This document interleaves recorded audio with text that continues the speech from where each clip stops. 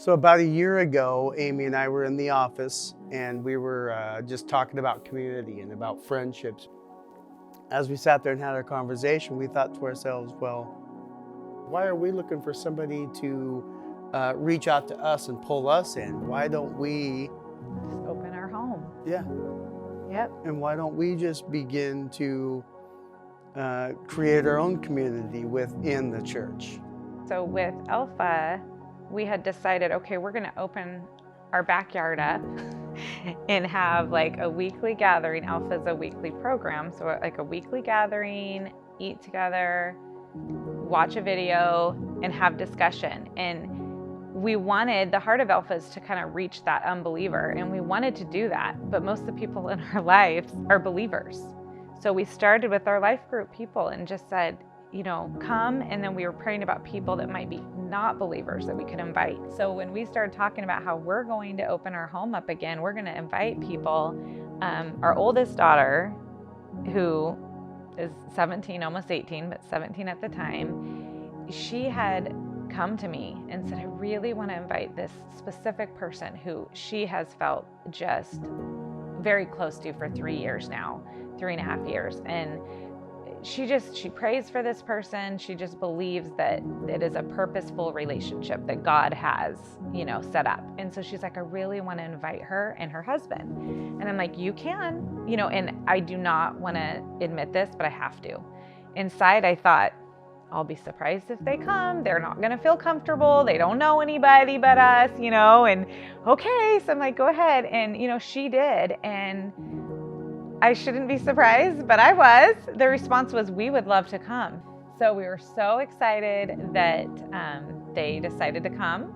And one particular night, I go to play the video and it won't play. The internet won't work. What was neat is, as we kind of sat in this room here, one of the people that was here, right? Yeah, said, hey, how about we pray for each other? And I looked at Amy, I looked around, I'm like, great idea. This particular couple that's been coming, that our daughter invited, and just keeps having these, what we would call God appointments, like every week, wow, this aligns. They shared something really big that night with us. They had just gone through the process, or they were in the process of IVF. They've been trying to have a baby, and this is the pathway that they ended up going down. That was not their plan, but that's the way it ended up. And so that night, they shared and asked that we'd pray for them, that it would work, and they'd be able to have a baby. Sorry, I get a little emotional at this part. We asked them, hey, could you two sit right here in the middle? Could you two sit in these two chairs, and can we pray for you? Mm-hmm. And they said, sure. So they sit down. She just lays her head on his shoulder, and we're just like, it was such a special moment. It really was.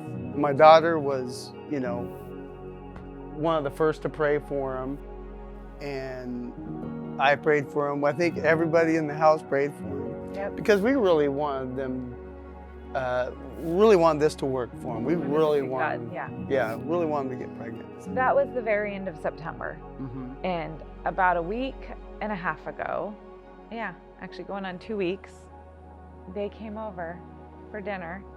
And my daughter set it up, and I just thought they wanted to just have time with us. And they came over to show us an ultrasound of their baby.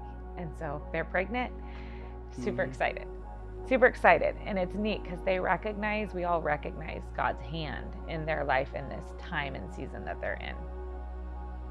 You think God's gonna move in a certain way, right? But yet God ends up moving in a different direction.